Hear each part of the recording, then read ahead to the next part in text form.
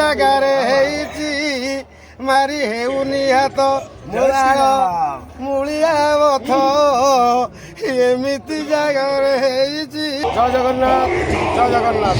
ଓଡ଼ିଶାର ସମସ୍ତ ଗୁରୁଜନମାନଙ୍କୁ ଏ ଛୋଟିଆ ମଣିଷ ଭିକାରୀ ସ୍ୱାଇଁର ଉଣେଇଶ ପ୍ରଣାମ। ଆଉ ଯେତେ ମୋର ଫ୍ୟାନ୍ ଯେତେ ଫଲୋଅର୍ସ ଯେତେ ସାଙ୍ଗସାଥିମାନେ ଅଛନ୍ତି ସମସ୍ତଙ୍କୁ ମୁଁ ମିଡ଼ିଆ ବନ୍ଧୁମାନଙ୍କ ଜରିଆରେ ସମସ୍ତଙ୍କୁ ମୁଁ ହାତ ହଲେଇ ଦେଉଛି ଠିଆରେ ସମସ୍ତେ ଭଲରେ ଥାଆନ୍ତୁ। ଜୟ ଜଗନ୍ନାଥ।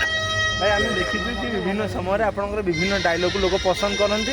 ବିଭିନ୍ନ ଗଣମାଧ୍ୟମ ବା ଯେଉଁ ସୋସିଆଲ ମିଡ଼ିଆ ଅଛି ବହୁତ ଆଡ଼େ ହୁଏ। ଗୋଟେ ଡାଇଲଗ୍ ଥିଲା କିଚିରି ମିଚିରି ଶବଦ କରେ, ସେ ଡାଇଲଗ୍ରୁ ପଦେ ଦର୍ଶନ ସେଇଟା 10 ବର୍ଷ ତଳର ନାଟକ।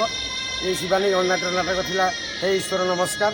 ମୋ ଗୁରୁ କିଶୋର ଖଣ୍ଡୁଆଳ ମହୋଦୟ ମୋତେ ଶିଖେଇଥିଲେ। ସେଇ ସୁନୁ ପାମ୍ପୁଡ଼ି ଗୀତରେ ଯାହା ଓଡ଼ିଶାର କିଛି ମାତ୍ର ଦର୍ଶକ ବନ୍ଧୁ ହୃଦୟରେ ମୁଁ ସ୍ଥାନ ପାଇଛି। ସେଥିପାଇଁ ଜଗନ୍ନାଥଙ୍କ ପାଖରେ ମୁଁ ବିନତି କରୁ ଜଗନ୍ନାଥ ସମସ୍ତଙ୍କୁ ଭଲ ବାଜିଗଲା ଏ କିଚିରି ମିଚିରି ଛିଣ୍ଡୁଥିବ ସାଲୁ ବାଲୁ ହେଇ ଉଡ଼ୁଥିବ ଏ ଗୋଟେଇ ଆଣିବ ନିଜ ହାତରେ ପାମ୍ପୁଡ଼ି ଖାଇବ ନିଜ ପାଟିରେ ଆସିଗଲା ଏ ସୁନୁ ପାମ୍ପୁଡ଼ି ନିୟମର କୁନି ଯେବେ ନାହିଁ ପାଶେ ଛିଣ୍ଡା କେଶ ତେବେ ଚଳିଯାଅ ବନବାସ ବାଳ ବଢ଼ିବ କେଶ ଛିଡ଼ିବ ତାପରେ ଘରକୁ ମାଡ଼ି ଆସିବ ରାମ୍ପିକି ଛିଣ୍ଡେଇ ଦେବ ସୁନୁ ପାମ୍ପୁଡ଼ି ଖାଇ ନେବ ଆସିଗଲା ଏ ସୁନୁ ପାମ୍ପୁଡ଼ି ନିୟମର କୁନି ଭଙ୍ଗା ଲୁହା ଭଙ୍ଗା ଟିଣ ଭଙ୍ଗା ବୋତଲ ଠେଳ ସାଇକେଲ ଭଙ୍ଗାକୁ ହେଲେ ଭଙ୍ଗା ପେଡେଲେ ଭଙ୍ଗାକୁ ମର୍ଗାରେ ଭଙ୍ଗା ହବ ଭଙ୍ଗାକୁ ଫ୍ରକ ଭଙ୍ଗା ଫ୍ରେମ ଭଙ୍ଗାକୁ କ୍ରାଙ୍କ ଭଙ୍ଗା ଆସିଗଲା ଏ ସୁନୁ ପାମ୍ପୁଡ଼ି ନିୟମର କୁନି। ଭିକାରୀ ଯେତେବେଳେ ମଞ୍ଚ ଅଭିନୟ କରିବାକୁ ମଞ୍ଚକୁ ଆସନ୍ତି ତ କେତେ ଚ୍ୟାଲେଞ୍ଜିଂ ଥାଏ। ତ ରାତି ଅନିଦ୍ରା ହେଇକି ମଞ୍ଚସ୍ଥ କରିବା ନାଟକକୁ ପୁଣି ଲୋକଙ୍କ ମନରେ ହସ, ଯେଉଁଟା ବେଶୀ କଷ୍ଟସାଧ୍ୟ ଲୋକମାନଙ୍କ ପାଇଁ କି କାହା ମୁହଁରେ ଟିକେ ହସ ଦେବା। ହସେଇବାଟା ବହୁତ କଷ୍ଟ। ଧର ମନେ କରନ୍ତୁ ଆପଣ ବହୁତ ଦୁଃଖରେ ଅଛନ୍ତି କି ପାରିବାରିକ ସମସ୍ୟା ଅଛି କି କେଉଁଠି ମାନେ ବିଲ୍ ପାସ୍ ହେଉନି ଟେନସନ୍ରେ ଅଛନ୍ତି। ଯାତ୍ରାକୁ ଆସିଲେ ଧର ଟିକେଟ୍ କାଟି ଯାତ୍ରାରେ ବସିଲେ ଧର ଦୁଃଖ ପଇଲେ ଆପଣ ଦୁଃଖ କାନ୍ଦି ପକାଇବେ ମାନେ ବିଲିଆନ କି ଟିକେ ରାଗି ପକାଇବେ। କିନ୍ତୁ କମେଡ଼ି ଗୋଟେ ଏମିତି ଜିନିଷ କମେଡ଼ିଆନ ଷ୍ଟେଜ୍କୁ ଆସିଲା ପରେ ମାନେ ସେ ସବୁ ସମ୍ପୂର୍ଣ୍ଣ ଟୋଟାଲ୍ ଭୁଲିଯିବେ। ଟୋଟାଲ୍ ପୁରା କିଛି ମନେ ରହିବନି। କେବଳ ସେଇ ଯିଏ କମେଡ଼ି କରୁଛି ସିନ୍ ସେଥିରେ ମନେ ପଳେଇବ। ଆଉ ସମସ୍ତଙ୍କ ସିନ୍ରେ ମନ ଟିକେ ରହିବ କିନ୍ତୁ କମେଡ଼ି ସିନ୍ ଆଇଲେ ସବୁ କିଛି ରହିବନି। ଭିକାରୀ ଯଦି କହିବା ଏଇ ବର୍ଷର ଏଇ ଯେଉଁ ନାଟକ ଚାଲିଛି କିଛି ଦିନ ହେଲା ରେଗୁଲାର ସେ ନାଟକ ଚାଲିଛି, ସେ ନାଟକରେ କ'ଣ ସଂଳାପ ଥିଲା? ଲୋକ ହସି ବେଦମ ହେଇଯାଉଛନ୍ତି। କେଉଁ ନାଟକରେ କହିଲେ ଏବଂ ଯେଉଁ ନାଟକ 5 ରାତି ଚାଲିଲା ଗାନ୍ଧୀ ଭୂମିକାରେ କହ୍ନେଇ ଦାସ ଗାନ୍ଧୀ ଭୂମିକାରେ କହ୍ନେଇ ଦାସ ଖଣ୍ଡଗିରି କୁମ୍ଭମେଳାରେ 5 ରାତି ଚାଲିଲା। ସେଇ ନାଟକ ହେଉଛି ଡକ୍ଟର ଦୀପକ ଜେନା, ନିର୍ଦ୍ଦେଶନା ହେଉଛନ୍ତି ଲେଟ୍ରିନ୍ ମାଷ୍ଟର ବିନୋଦ ସାହୁ। ମୋର ସେ ନାଟକରେ ଗୋଟେ ଚରିତ୍ର ଥିଲା। ଆମେ ଗାଁ କ୍ଲବ୍ ପିଲାମାନେ ମିଶିକି ସମସ୍ତେ ବାର୍ତ୍ତାରା ମିଶିକି ଡ୍ରାମା କରୁଥିଲୁ। ସେ ଡ୍ରାମାରେ ଗାନ୍ଧୀ ହେଲା ମେନ୍ ରୋଲ୍, ଗାନ୍ଧୀ ପାଟା କାହ୍ନା କରୁଛି। ସେଟା ମେନ୍ କେଟା ତାଠୁ ଆମେ ତା ସାଙ୍ଗସାଥି ସେ ମାନେ ଗଛ ହେଲା ଆମେ ଡାଳ। କ'ଣ ସେ ସଂଳାପ ଥିଲା ପଦେ ସେ ଥିଲା ସେ ଟୋକାଟା ଜାଗାରେ ଗୋଟେ ବଥ ହେଇଯାଇଛି। ସେ ଏମିତି ଜାଗାରେ ବଥା ହେଇଛି ସେ ନିଜେ ଦେଖିପାରୁନି, କାହାକୁ ଦେଖେଇ ପାରୁନି, କ'ଣ ପ୍ରବଳ ଆକାରରେ ପେନ୍ ହେଉଛି, ଯନ୍ତ୍ରଣା ହେଉଛି, ବିନ୍ଧୁଛି। ତେଣୁ ସେ ମେଡ଼ିକାଲ ଦୌଡ଼ୁଛି। ମେଡ଼ିକାଲ ଯାଇ ପହଞ୍ଚି ଯାଇଛି। ଦିଦିକି ନର୍ସକୁ ଡାକୁଛି, ଏ ସିଷ୍ଟର ଭଉଣୀ କି କମ୍ପାଉଣ୍ଡର ଭାଇ କି ଡାକ୍ତର ବଡ଼ାବା କିଏ କେଉଁଠି ଆସା ମୋତେ ଟିକେ ଟ୍ରିଟମେଣ୍ଟ କର। ଯାଇକି ପହଞ୍ଚାଇ ସେଠି କେଉଁଠି ଭାରି ଯନ୍ତ୍ରଣା ହେଉଛି। ଏମିତି ଜାଗାରେ ହେଇଛି ଯେଉଁ ଜାଗାରେ ମୋ ଶରୀର ନିଷିଦ୍ଧ ଅଞ୍ଚଳରେ ହେଇଛି। ସେଠି ହାତ ମାରି ହେଉନି ନା କାହାକୁ ଦେଖା ହେଉନି। ଅଜାଗାରେ ମୋର ହେଇଛି ମୋ ବାଳ ମୂଳିଆ ବଥ ହେଲା ଏମିତି ଜାଗାରେ ହେଇଛି ମାରି ହେଉନି ହାତ ମୂଳିଆ ବଥ ଏମିତି ଜାଗାରେ ହେଇଛି ମାରି ହେଉନି ହାତ ମୋଏ। ଭିକାରୀ କଥା କହିବା ସବୁବେଳେ ସୋସିଆଲ ମିଡ଼ିଆରେ ବେଶ୍ ଆକ୍ଟିଭ୍ ଥାନ୍ତି ଭିକାରୀ ଭାଇ। କ'ଣ ଶିଖନ୍ତି ଆଉ କ'ଣ ଶିଖିବାକୁ ଚେଷ୍ଟା କରନ୍ତି? ସେଥିପାଇଁ ଆକ୍ଟିଭ୍ ଥାନ୍ତି। ଶିଖିବା ପାଇଁ କମ୍ ଚେଷ୍ଟା କରେ, ଶିଖିବା ପାଇଁ ବେଶୀ ଚେଷ୍ଟା କରେ। ପ୍ରାୟ ଯେଉଁ ବର୍ତ୍ତମାନ ସବୁ କମେଡ଼ି କରିକି ୟୁଟ୍ୟୁବ୍ ଚ୍ୟାନେଲ୍ ଛୋଟ କରିକି ଛାଡ଼ୁଛନ୍ତି, ଯାହା କିଛି ବଢ଼ିଆ ହେଉଛି। କିଛି ଶିଖିବାର ତ ସମସ୍ତଙ୍କର ଶିଖିବାର ଅଛି, ଆପଣଙ୍କର ଶିଖିବାର ଅଛି। ଶିଖିବା ତ ମଲା ପର୍ଯ୍ୟନ୍ତ ସରିବ, କିନ୍ତୁ ଶିଖିବା ଆଶା ନେଇ ବହୁତ ଏସବୁଗୁଡ଼ା ଦେଖିବାକୁ କଲଚର୍ କରିବାକୁ ପଡ଼େ। ଧର କେଉଁ ପେଣ୍ଡାଲ କ'ଣ କହିଲେ ସବୁ ପେଣ୍ଡାଲ ସବୁ ଦର୍ଶକ ସମାନ ନାହାନ୍ତି, ପେଣ୍ଡାଲ ଦେଖିକି କାମ କରିବାକୁ ପଡ଼ିବ।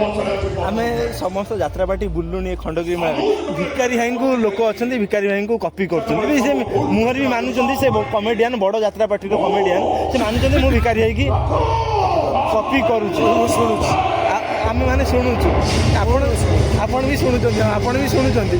ଏ ଭିକାରୀ ଭାଇ ସେମିତି କାହାକୁ କପି କରନ୍ତି ଆଉ କାହାଠୁ କିଛି ଶିଖିବା ପାଇଁ ଆଶାରେ ଭିକାରୀ ଭାଇ ତାଙ୍କ ଷ୍ଟାଇଲ୍ ହେଉ, ତାଙ୍କ ହେୟାର ଷ୍ଟାଇଲ୍ ହେଉ, ଅନ୍ୟ କିଛି ଭିକାରୀ ଭାଇ କାହାଠୁ ଶିଖନ୍ତି କିମ୍ବା କାହାକୁ ଶିଖିବା ପାଇଁ ଯେଉଁ ଚେଷ୍ଟା କରେ, ଯେତେବେଳେ ନୂଆ ନୂଆ ମଞ୍ଚକୁ ଆସୁଥିଲେ ନାଟକ ପାଖକୁ ମୁଁ କାହାକୁ ଫଲୋ କରେନି, କିନ୍ତୁ ମୁଁ ଶିଖିଛି, ମାନେ କାହାକୁ ମୋ ନିଜସ୍ୱ ଭିତରେ ଯେଉଁ ପ୍ରତିଭା ଅଛି ମୁଁ ତାକୁ ବାହାର କରିବା ପାଇଁ ଚେଷ୍ଟା କରୁଛି।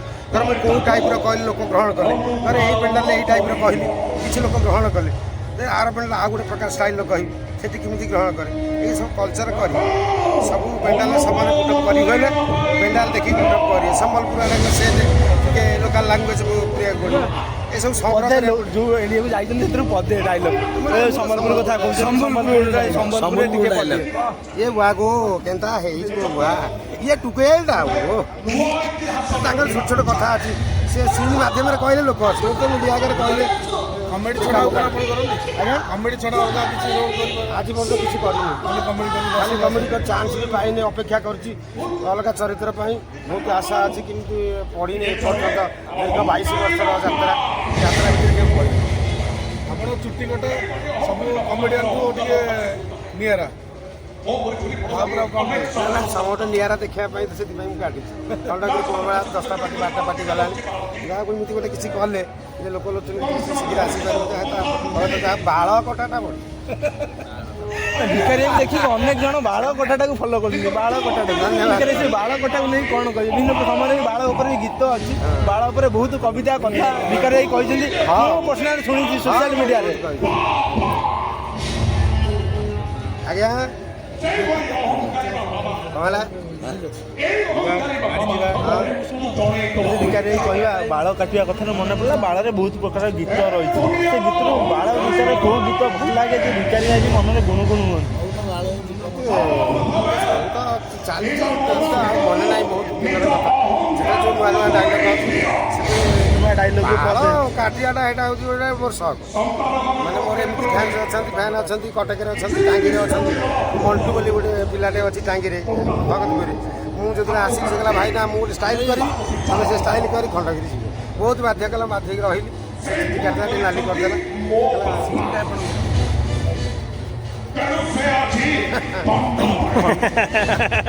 ସିଏ ଜାଣିନାହାନ୍ତି ସିନ୍, ସେ ଲୋକ କହୁଛନ୍ତି ସିନ୍ ଅଛି ଛାଡ଼।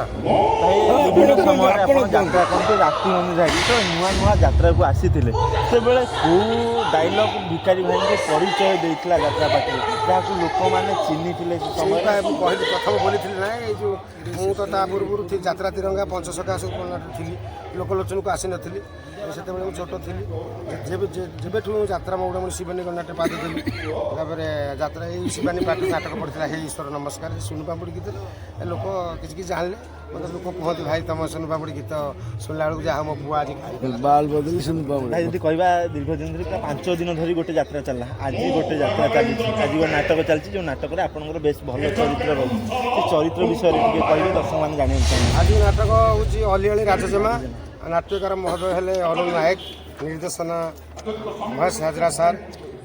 ଏଇ ନାଟକ ହେଉଛି ଅଲିଅଳି ରାଜଜମା, ଗୋଟେ ରାଜପରିବାର ନାଟକ, ପରମ୍ପରାର ନାଟକ। ଏଇ ନାଟକରେ ଆମେ ରାଜାଙ୍କର ସେବକ, କ'ଣ ସେବା ଆଉ କ'ଣ ଦାସ କୃତ୍ୟ କାମ କରିଛନ୍ତି, ବହୁତ ତ୍ୟାଗ କଲା ପରେ ଘର ଭାଙ୍ଗିବୁ ଆଉ ତ୍ୟାଗ କଲା ପରେ ବହୁତ ତ୍ୟାଗ ରାଜାଙ୍କ ପାଇଁ ଆମେ କଲୁ, କିନ୍ତୁ ଜଣେ ଧର୍ଷିତା ହେଇଗଲା, ଧର୍ଷଣ ହେଇଗଲା, ତାକୁ ଆମେ ବାଟରେ ପଡ଼ିଥିଲା ମେଡ଼ିକାଲ ନେଇଗଲୁ, ସେ ମରିଗଲା, ରାଜା ଆମକୁ ସେଠୁ ନିବାସର ଦଣ୍ଡ ଦେଇଥିଲେ, ତମେ ଆଉ ଭାଇ ଦୁଇ ଭାଇ ଯାକ ରହିପାରିବ। ଆମେ 5 ବର୍ଷ କାଳ ବୁଲିଲୁ, ଆମେ ରାଜା ଉପରେ ପ୍ରତିଶୋଧ ନେବା ପାଇଁ ଫେରିଲୁ 5 ବର୍ଷ ପରେ, ରାଜା ଉପରେ ପ୍ରତିଶୋଧ ସେଥିରେ ବିଶେଷ କମେଡ଼ି ନାହିଁ, ହେଲା ନାଟକ ଭିତରେ।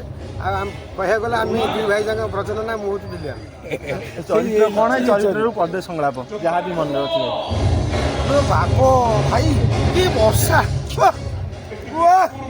ପ୍ରବଳ ବର୍ଷା ହେଉଥାଏ, ବର୍ଷା ସାଙ୍ଗୁ ଘଡ଼ଘଡ଼ି ବିଜୁଳି ପ୍ରବଳ ମାରୁଥାଏ। ସେଇ ବର୍ଷା ଭିତରେ ଆମ ରାଜନନ୍ଦିନୀ ଆଉ ସେ ସହରୀ ଟୋକା ପୁରା ଓଦା ଜୁଡ଼ୁ ପୁରା ସଡ଼ ସଡ଼ ହେଉଥାନ୍ତି। ଓଦା ଜୁଡ଼ୁ ସେଇ ଓଦା ଜୁଡ଼ୁ ବୁଡ଼ି ଭିତରେ ଆମ ରାଜନନ୍ଦିନୀ ସେ ଟୋକାକୁ ମାଡ଼ି ବସିଥାଏ। ଆଉ ସେ ଟୋକା लो बाबा से 11 के भी बाप ଆମ ରାଜନନ୍ଦିନୀ ଏମିତି ଟାଇପ୍ର ଜାବୁଡ଼ିକି ଧରିଥାଏ ଯେ ବିଶ୍ୱାସ କର ତା ମଝିରେ ପାଣି ବୋହିବନି।